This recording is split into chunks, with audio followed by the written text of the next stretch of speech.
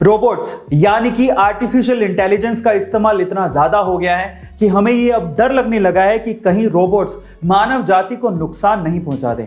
और उसके बहुत सारे एग्जाम्पल्स देखे भी गए हैं। सन 2011 में वैज्ञानिकों ने एक रोबोट बनाया था और जब उस रोबोट से पूछा गया कि कहीं रोबोट मानव जाति पे राज तो नहीं करेंगे, तो रोबोट ने पता है क्या जवाब दिया।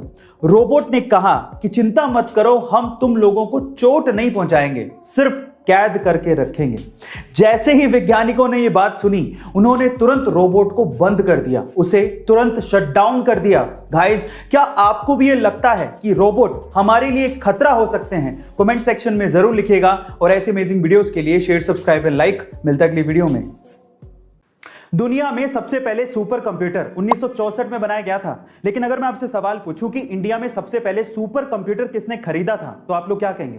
देखिए, अगर आप किसी आईआईटी का या फिर इसरो का या फिर किसी गवर्नमेंट ऑर्गेनाइजेशन का नाम लेने वाले हैं, तो आप लोग गलत हैं। एक्चुअली इंडिया में सबसे पहले सुपर कंप्यूटर खरीदा था चंपकलाल चौकसी ने। चौंक गए ना? और वो भी 1970 में 8 करोड़ रुपए देके।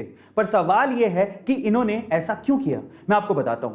चंपकलाल चौकसी एशियन पेंट के मालिक थे और वो एशियन पेंट को इंडिया में कोने कोने में एक एक डीलर तक पहुंचाना चाहते थे, जिसके लिए उन्हें मैसिव डेटा एनालिसिस करना था, जो कि सिर्फ सुपर कंप्यूटर से ही पॉसिबल था। अब इनके दिमाग की दाद देनी पड़ेगी। इन्होंने सुपर कंप्यूटर 1970 में खरीदा, तब जब कोई कंप्यूटर का नाम तक ढंग से लेना नहीं जानता था। गाइस, क्या आपको इसके पहले तक की इंफॉर्मेशन पता थी? और अगर नहीं, तो कमेंट सेक्शन में जरूर लिखिएगा और ऐसे अमेजिंग वीडियोस के लिए शेयर, सब्सक्राइब एंड लाइक। मिलता है अगली वीडियो में। एक बहुत दिलचस्प कहानी सुनाता हूं, ध्यान से सुनिएगा। एक बार एक पक्षी ठंडी जगह से उड़ रहा था, लेकिन ठंड इतनी ज्यादा थी कि वो ठंड के मारे जम गया और सीधे जमीन पर जाके गिर गया। पास से एक गाय जा रही थी, जिसने पक्षी को तड़पते देखा तो उसने पक्षी के ऊपर गोबर कर दिया। गोबर की गर्मी की वजह से वो पक्षी धीरे धीरे रिकवर करने लगा, उसकी ठंड कम होने लगी और उसे एहसास होने लगा कि वो शायद बच जाएगा, जिसकी वजह से वो खुशी के मारे गाना गाने लगा। पर उसके गाने को गलती से किसी बिल्ली ने सुन लिया। बिल्ली ने देखा कि आवाज कहां से आ रही है, तब उसे समझ में आया कि गोबर में एक पक्षी है जो गा रहा है, तो उसने गोबर से पक्षी को बाहर निकाला और खा गया। अब इस स्टोरी का मोरल क्या है, ध्यान से सुनिएगा। पहला, जरूरी नहीं है कि जो आप पे गोबर करे या आपको कष्ट दे वो आपका दुश्मन है।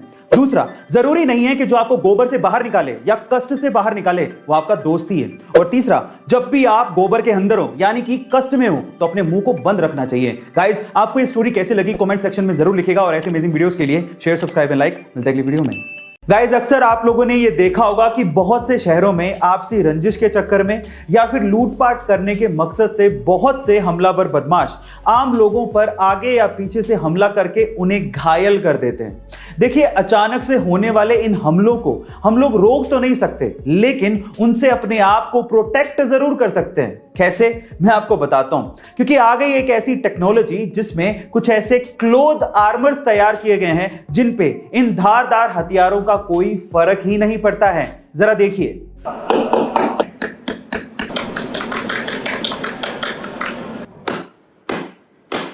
तो गाइस, अब अचानक हुए इन हमलों से हम अपने आप को बचा सकते हैं अगर ये आर्मर क्लोथिंग हमें मिल जाए तो।